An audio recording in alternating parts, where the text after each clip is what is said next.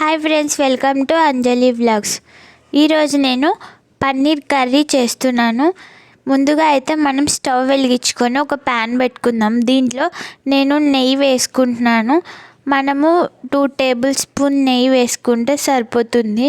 ఎక్కువగా వేసుకుంటే ఓన్లీ నెయ్యి ఫ్లేవర్ మాత్రమే ఉంటుంది కాబట్టి మనకి తినాలనిపించదు, టేస్ట్ బాగుండదు కాబట్టి. సో దీంట్లో నేను 1 టేబుల్ స్పూన్ ఆయిల్ కూడా వేసుకుంటున్నాను. మనం పన్నీర్ తీసుకున్నాము. నేను మిల్కీ మిస్ట్ నుంచి పన్నీర్ తీసుకున్నాను.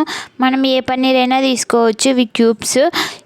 మనం ముందుగా తీసుకున్న ఆయిల్లో ఈ పన్నీర్ వేసి ఫ్రై చేసుకోవాలి. ఇది ఫ్రై చేసుకునేటప్పుడు మనము ఈ పన్నీర్ని అలాగే వదిలేయకూడదు. వదిలేస్తే ప్యాన్కి ఎక్కువగా అంటుకొని పోతుంది అనమాట. ఫ్రై కూడా సరిగ్గా అవ్వదు. సో మధ్యలో మిక్స్ చేసుకుంటూ మనము ఇవి రెడ్గా వచ్చేంత వరకు ఫ్రై చేసుకోవాలి. కాకపోతే మనము స్టవ్ని మాత్రం మీడియం ఫ్లేమ్లో మాత్రమే పెట్టుకోవాలి. హై ఫ్లేమ్లో పెట్టుకుంటే మాడిపోతాయి. సో నేను చూపిస్తున్న విధంగా ఫ్రై చేసుకుంటే సరిపోద్ది. ఎక్కువగా అంత ఫ్రై చేయాల్సిన అవసరం ఉండదు. రెడ్ కలర్ వస్తే సరిపోతుంది. తర్వాత 3 టమాటాలు తీసుకోవాలి.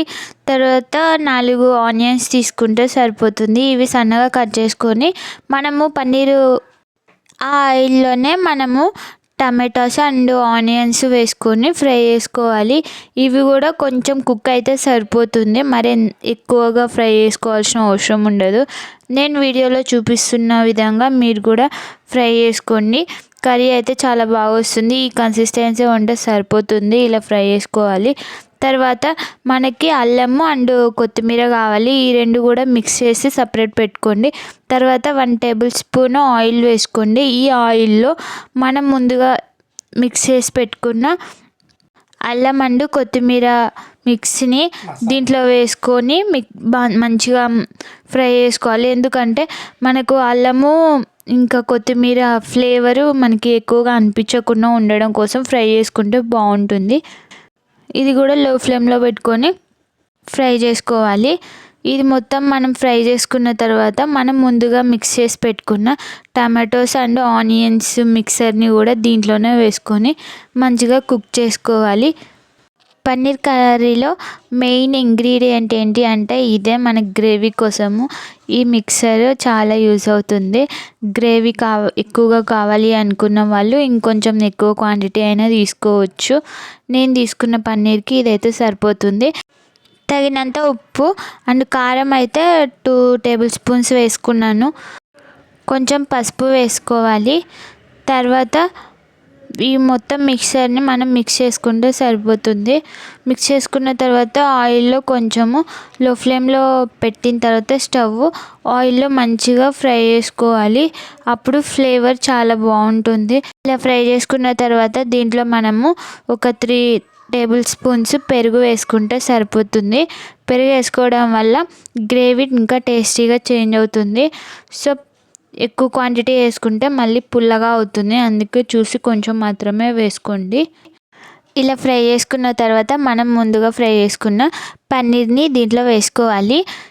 పన్నీర్ వేసుకున్న తర్వాత కొంచెం మీ మిక్సర్ని మొత్తము మనం లో ఫ్లేమ్లోనే వేసుకోవాలి. ఎందుకంటే ఎక్కువ హై ఫ్లేమ్ పెట్టుకుంటే మాడిపోతుంది. సో దీన్ని మనం బాగా మిక్స్ చేసుకోవాలి. దీంట్లోకి నేను వీడియోలో చూపిస్తున్న ఇంత క్వాంటిటీ గ్లాస్తో మనము 2 గ్లాసెస్ వాటర్ వేసుకుంటే సరిపోతుంది. ఎందుకంటే ఈ గ్రేవీ అండ్ పన్నీర్ బాగా కుక్ అవ్వడం కోసము 2 గ్లాసెస్ వాటర్ అయితే మనకు సరిపోతాయి. దీని తర్వాత బాగా మిక్స్ చేసుకొని ఒక 10 మినిట్స్ మూత పెట్టి కుక్ చేసుకోవాలి లో ఫ్లేమ్లో.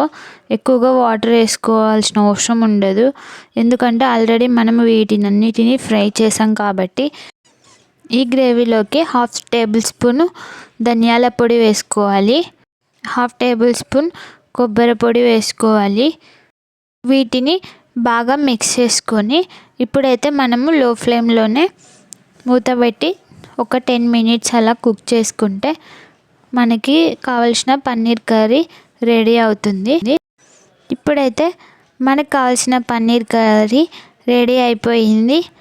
నా ఛానల్ మీకు నచ్చినట్లయితే లైక్ చేయండి, షేర్ చేయండి, సబ్స్క్రైబ్ చేయడం మర్చిపోవద్దు.